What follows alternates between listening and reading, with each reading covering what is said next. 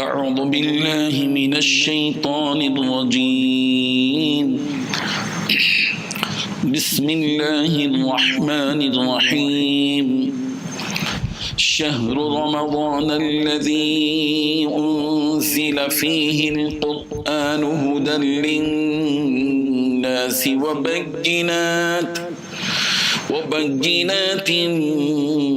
من الهدى والفرقان فمن شهد منكم الشهر فليصم ومن كان مريضا أو على سفر فعدة من أيام أخر يريد الله بكم اليسر ولا يريد بكم العسر ولتكملوا العدة ولتكبروا الله على ما هداكم ولعلكم تشكرون صدق اللہ العظیم۔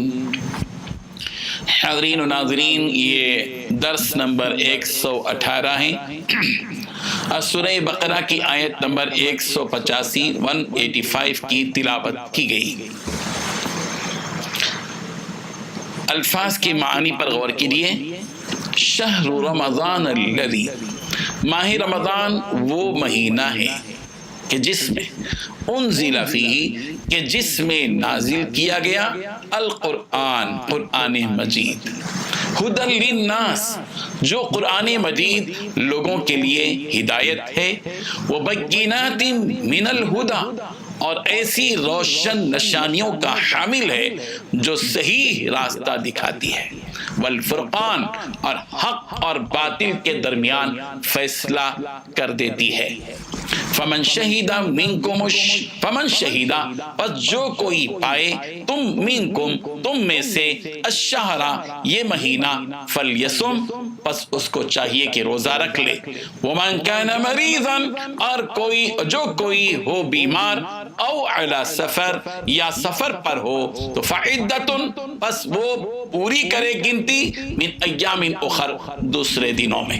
یرید اللہ، اللہ تعالیٰ چاہتے ہیں، بکم، تم سے، الیسر، آسانی کو، ولا یرید، اور نہیں چاہتے، بکم، تم سے، العسر، مشکل کو، اور یہ کہ ولی تکمل العدۃ، اور یہ کہ تم گنتی کو پورا کر لو، مکمل کر لو، ولی تکبر اللہ، اور یہ کہ تم اللہ کی کبریائی بیان کرو، علی ما ہداکم، جیسے کہ تم کو ہدایت دی ہے، بتلایا ہے، ولعلکم تشکرون، اور تاکہ تم شکر ادا کرو۔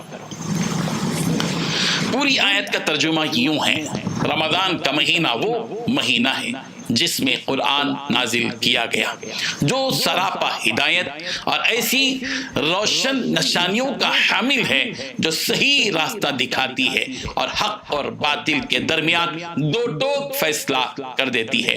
لہذا تم میں سے جو شخص بھی یہ مہینہ پائے وہ اس میں ضرور روزہ رکھے، اور اگر تم میں سے کوئی بیمار ہو یا سفر پر ہو تو وہ دوسرے دنوں میں تعداد پوری کر لے۔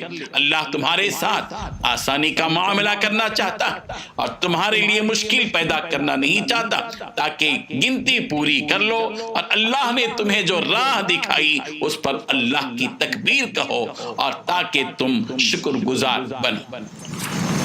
حاضرین، اللہ تبارک و تعالیٰ نے اس آیت میں 6 باتیں بتائی ہیں۔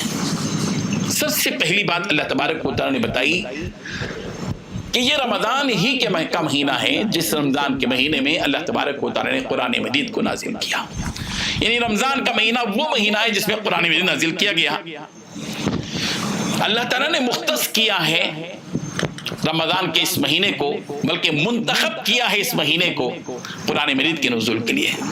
قرآن مجید رمضان مبارک کی ایک رات میں پورا کا پورا لوح محفوظ سے آسمان دنیا پر نازل کیا گیا۔ پھر 23 سال کے عرصے میں نبی کریم حضرت محمد رسول اللہ صلی اللہ علیہ وسلم پر وقتاً فوقتاً پورا قرآن مجید ایک بعد دیگر نازل ہوا۔ مگر یہ پورا قرآن مجید لوح محفوظ سے آسمان دنیا پر جو اتارا گیا وہ رمضان مبارک کی ایک ہی رات میں، جس کی طرف اشارہ کیا گیا انا انزلناہ فی لیلۃ القدر، کہ ہم نے اس قرآن مجید کو شب قدر میں اتارا، اور شب قدر کا رمضان ہی میں ہونا یقینی ہے۔ دوسری بات جو اللہ تبارک و تعالیٰ نے بتائی وہ قرآن مجید کے اوصاف ہے، کہ قرآن مجید کیا ہے۔ اللہ تعالیٰ نے سب سے پہلی بات بتائی ھدی للناس، کہ قرآن مجید لوگوں کے لیے ہدایت ہے، رہنمائی ہے، رہبری ہے، جس کے ذریعے سے، جس کی رہنمائی میں تم ہدایت پا سکتے ہو۔ یہ ہدایت کا ذریعہ ہدایت ہے، رہبری ہے، رہنمائی ہے، اور وہ ھدی للناس وبینات من الھدی۔ اور قرآن مجید یہ بھی ہے کہ اس میں ہدایت کے بارے میں واضح بیانات موجود ہیں، روشن نشانیاں موجود ہیں جو راستہ دکھاتی ہیں۔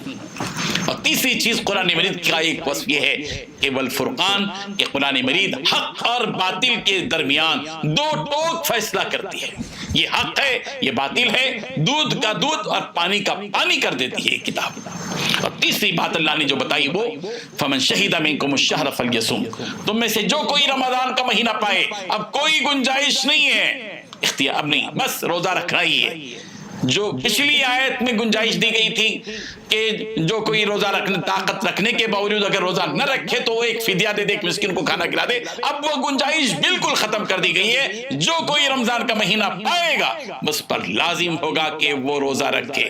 یہ تیسری بات اللہ تبارک و تعالیٰ نے بتائی۔ اور چوتھی بات اللہ تبارک و تعالیٰ نے یہ بتائی کہ جو کوئی بیمار ہو رمضان کے مہینے میں، مسافر ہو، تو ظاہر بات ہے کہ ایسی صورت میں اس کے لیے گنجائش ہے کہ وہ بیماری کے دنوں میں اور سفر کے دنوں میں روزہ چھوڑ دے، اور پھر جو ہے اس کی قضا بعد میں کر لے۔ بعض مرتبہ لوگ اس سلسلے میں افراط و تفریط کا شکار ہوتے ہیں۔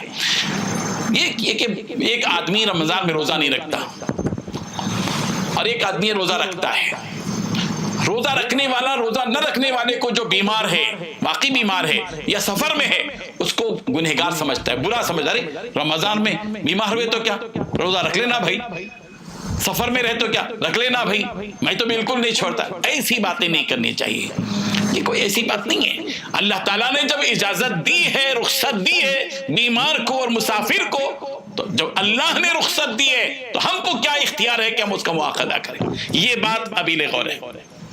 اور اس کے بعد اللہ تعالیٰ نے جو بات بتائی، اللہ تبارک و تعالیٰ بندوں سے آسانی چاہتے ہیں، مشکل نہیں چاہتے۔ یرید اللہ بکم اليسر، اللہ تم سے آسانی چاہتے ہیں، ولا یرید بکم العسر، اللہ تم سے مشکل نہیں چاہتے، مشکلوں میں ڈالنا۔ یعنی اللہ تعالیٰ ایسے احکامات جاری کرتے ہیں، نافذ کرتے ہیں جس میں بندہ آسانی کے ساتھ اس دین پر اور حکم پر عمل کر سکتا ہے۔